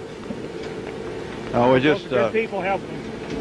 Yeah, Lance, who wrote the famous song "Ballad of Joe Campana." We'll play that tonight. And there's Joe digging through his stuff, trying to rescue. Good stuff. Look out, Joe! Don't cut his hands on that stuff. All his stuff. Yeah, he's got these ammo boxes. I don't know what he's got in them there, but he thinks a lot of them. Doesn't matter what he's got in them. They shouldn't. They shouldn't knock his stuff down, take his personal property. This is exclusive footage. Nobody in the media came out to videotape this. They'll come out to videotape Governor Bush at a suspected where somebody threatened to do something in a school. They'll come out and make a big news media deal about this, but they won't come down when a World War II veteran's getting his house demolished. However, Channel 42, we got to give them credit for coming out initially, but I think they were probably advised to stay away today. So anyway, we're out here. We're all soaked in the rain. Anyway, my God, here's some more of Joe's stuff. Man, it's unrecognizable now. I think that was Joe's bed there or something. Okay, here's Joe trying to retrieve something out of there. You know, one man's trash is another man's treasure. I remember my dad used to go around on trash day and pick up television sets, and he repaired them. I think, get Joe out of the way. I think Get Joe out of the way. Joe, here they come. Look at Joe. Yeah, he's trying to retrieve some possessions that we couldn't get originally. So we don't want Joe to get mashed. Yeah, here's the treasures of Joe Campana. Some Vaseline jars and some life, what he calls life support stuff. Oh yeah, Joe was a medic, so he would have looked out. There's Kathy in disbelief here. Yeah, Kathy and Tony tiled Joe's. Did all the tile work in the new house and worked out here for months, trying to help Joe with the recovery of his stuff, and they've been with him through and through from the beginning. So there it is, the big scoop here coming over the corner, trying to get the corner of Joe's house.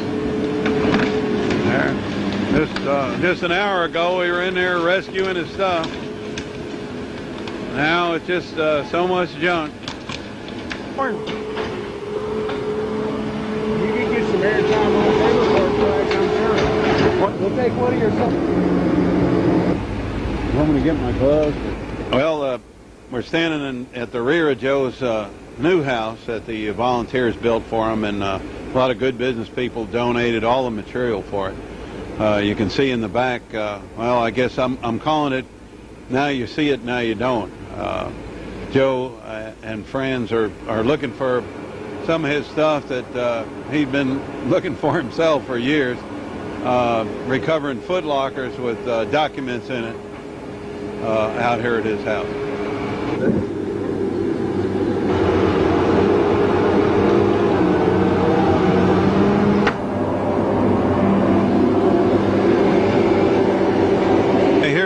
Everybody trying to recover Joe's stuff. It's pretty treacherous down there. I hope nobody gets a nail in their foot.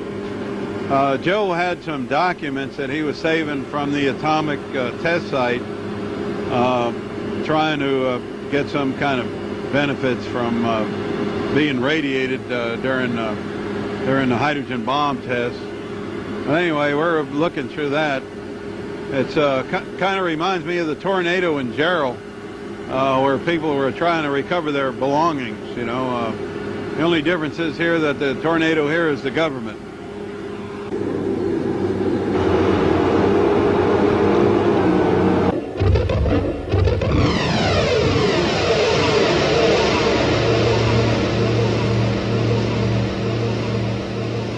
The tool I use in self-defense will even up the score. You can rant, you can rave, you can make your demands, and you can take my gun from my cold dead hands.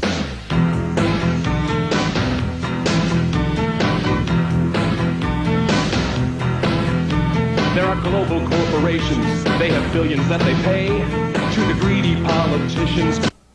You're looking at Nelda Wells Spears, Travis County tax assessor and collector.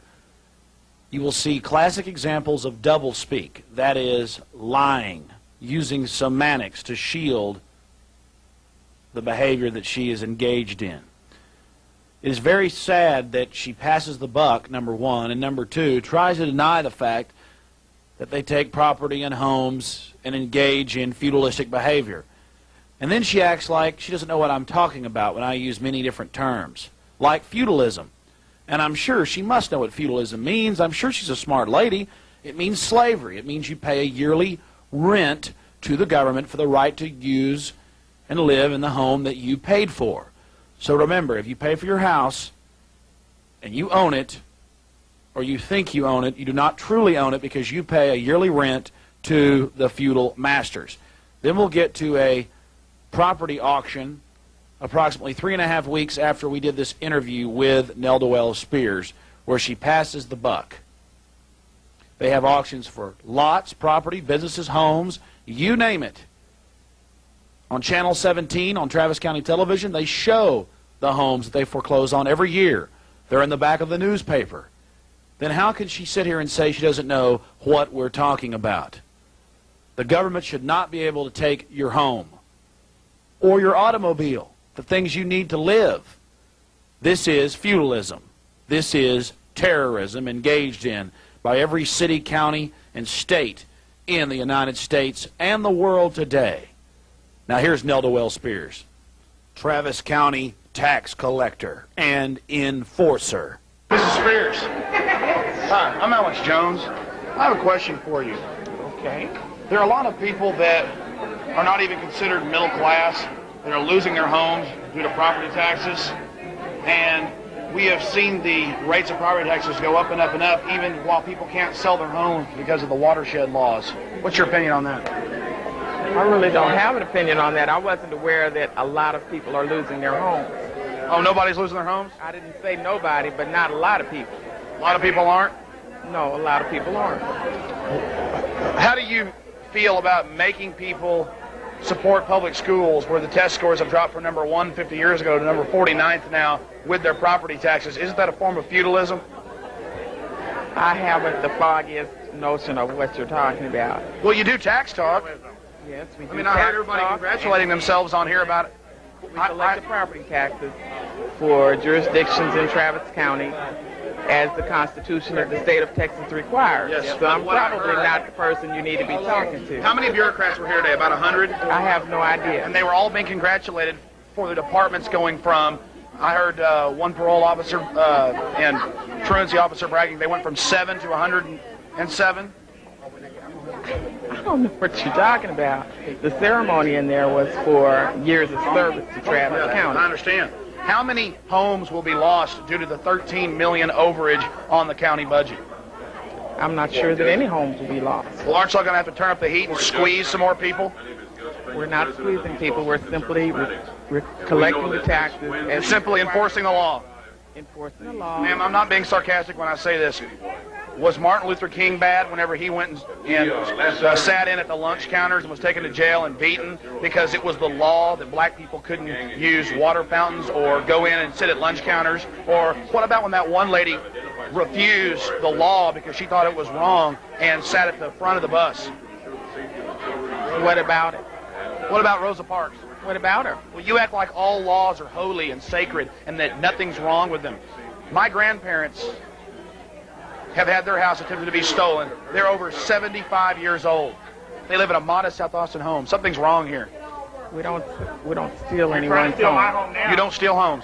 No, we don't. Y'all don't put liens on homes? There's a tax lien that is attached at January 1st of every year for every property in the county. Well, you just heard that. We're not stealing homes, but we do put a lien on everyone's house at the start of each year. Even before it's time to pay, they just have that threat there. They have that sheriff, that constable standing there at the ready, just like of old, just like in feudal Europe or feudal Japan or feudal China, feudal Russia. Oh, it's always the same. I guess we're not modern at all, are we? We're still slaves of old. It's just high-tech now with a pretty face. 5 years old. They live in a modest South Austin home. Something's wrong here. We don't steal anyone's home. You don't steal homes? No, we don't. Y'all don't put liens on homes? There's a tax lien that is attached at January 1st of every year for every property in the county. So you're not stealing homes, I see. That's correct. We're not stealing homes. Oh, they're your homes. I see. They haven't paid, so they're your homes. No. They're your slaves, aren't they? No. Because you're the local viceroy. I'm none of that. I'm a local tax collector. Period. You're the local tax collector. How do you sleep at night? Very well, thank you. You sleep very well knowing the families you've wrecked. We've not wrecked any families. We've not taken any homes. You've not taken any homes. You're saying the county's never taken any homes. I didn't say never. Oh, you said we haven't taken any homes? I'm not aware of it. I've seen y'all listing the homes that have been taken. I've been mailed things in the mail about auctions and homes that are being sold by the hundreds. Those are not necessarily people's homes where people are living. What do you mean? There are lots of vacant lots. No. They're vacant lots. I've seen you. This lady right here, she's having her house stolen. Well, she needs to take it up with someone else. She has. She's here every week. Every week. Okay, last question. You say that you're not selling people's homes. You show the foreclosed homes on TV that you're taking. You've shown them on TV. You're trying to steal my home now, ma'am. On Channel 17. What about my cameraman? You're trying to steal his house. Well, he can come to the office and we'll talk about He his can come house. to the office? Ma'am, hey, we're not some type of evil people. Ma'am, and you said that we're a bunch of conspiracy theorists, Sheriff. You know these helicopters are being used, Sheriff. These helicopters are being used for surveillance. You know they're putting flare on them. You admitted it. Yes, we're putting flare on. What about the feds? We stopped the Delta Force. What about the Delta Force, Sheriff?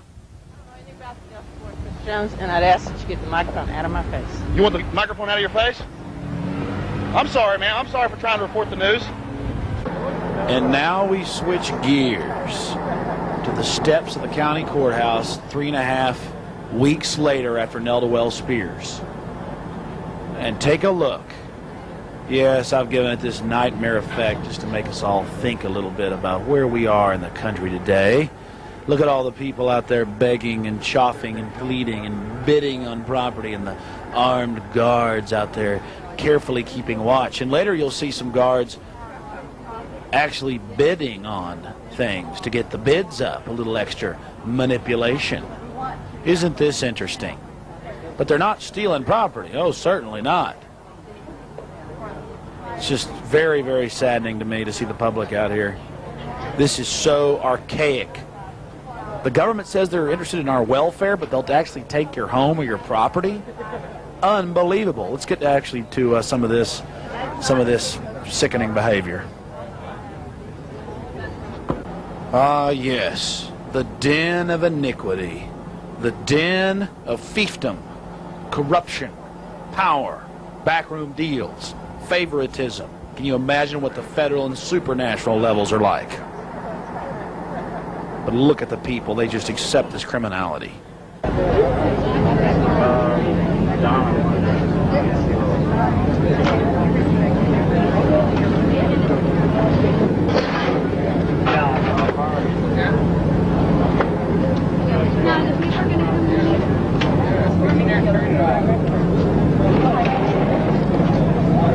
About 5 minutes.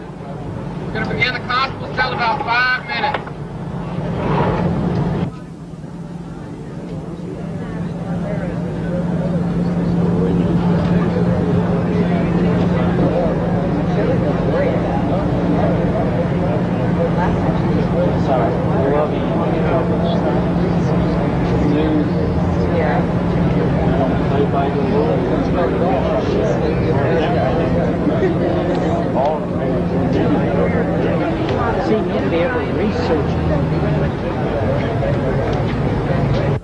Pay close attention to this fella from Parks and Recreation. We'll get to this just a little bit later. We're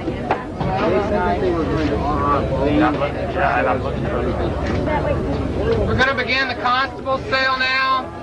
We're going to begin the constable sale. We're going to start with 2 lots that are in Briarcliff. This is in cause number 9208940. We're going to start with lot 646. This is going to be lot 646 in Briarcliff, section 15. The location is 402 Stricken Drive.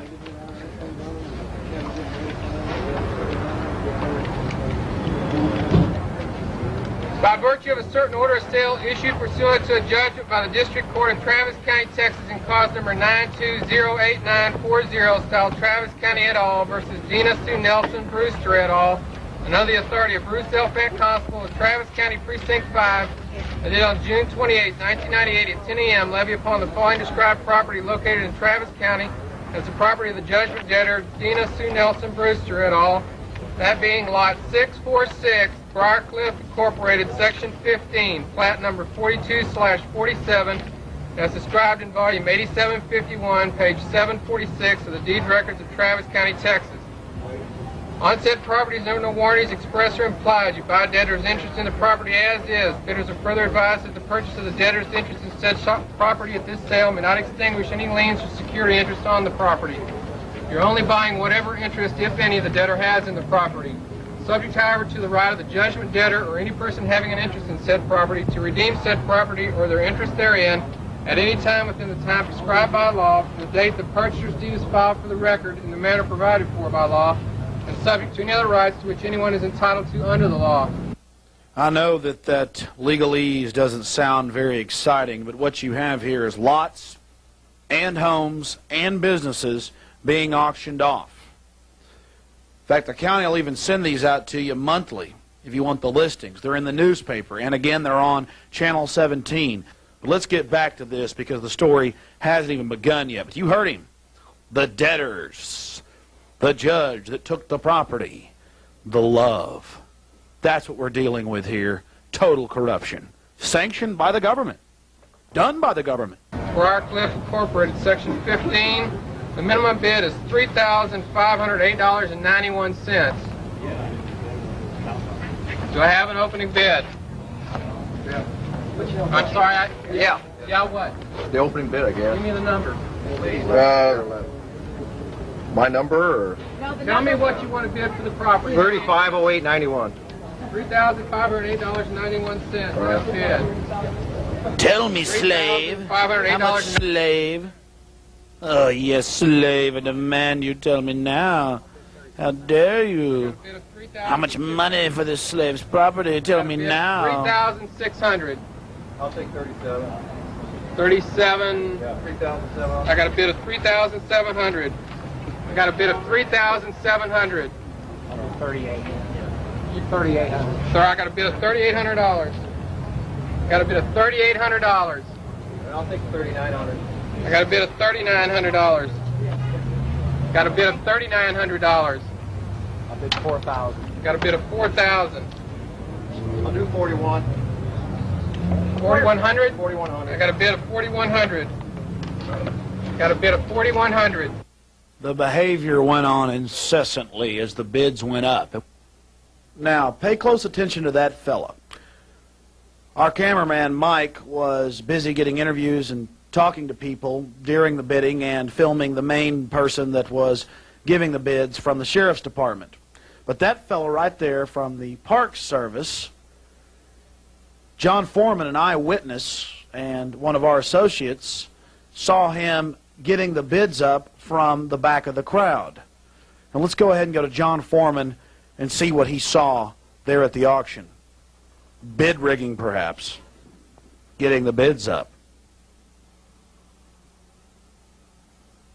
A lot of shifty behavior going on that day by some of the law enforcement officials from all different branches of the government here in Central Texas.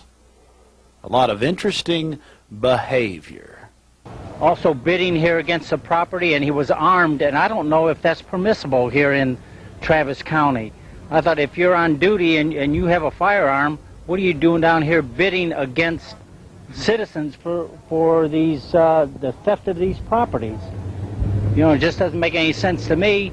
If a citizen is going to come down here and bid and try to get the lowest bid possible, they shouldn't have an officer of the county bidding against him, especially if he's on duty. And we need to check into that and probably check over with the county commissioners to find out who's in charge of this and try to figure out whether or not that gentleman had any authority to bid up these properties. Like I said, maybe he was doing it as a private citizen. But if you're carrying a gun to me, you're on duty. And if that was the park ranger? Yeah, it was the park ranger, Mr. Nielsen.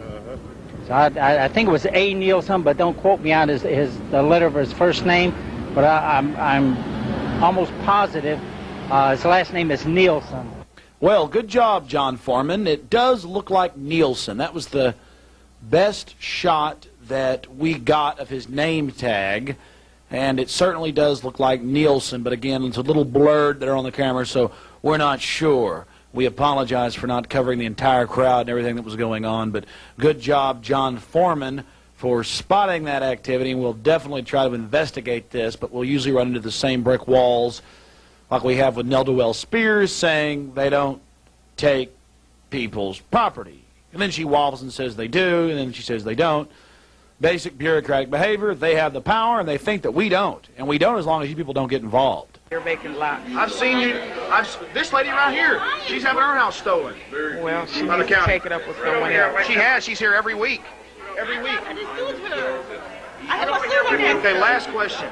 You say that you're not selling people's homes. You show the foreclosed homes on TV that you're taking. You've shown them on TV. You're trying to steal my home now, ma'am. On Channel 17. What about my cameraman? You're trying to steal his house. Well, he can come to the office and we'll talk about He his can come house. to the office? Ma'am, hey, we're not some type of evil people. Ma'am, and you said that we're a bunch of conspiracy theorists, Sheriff. You know these helicopters are being used, Sheriff. These helicopters are being used for surveillance. You know they're putting flare on them. You admitted it. Yes, we're putting flare on. What about the feds? We stopped the Delta Force. What about the Delta Force, Sheriff? Jones, and I'd ask that you get the microphone out of my face. You want the microphone out of your face? I'm sorry, ma'am. I'm sorry for trying to report the news.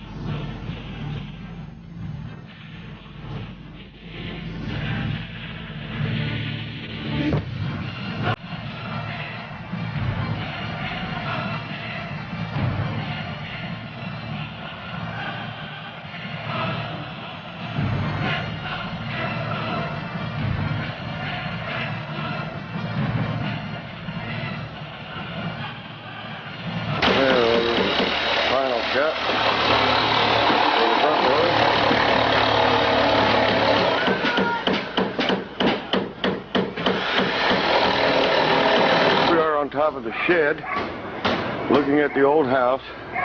You can see the roof is caved in, and that room there totally. And there's the new house. Jawohl, that's to the new world order.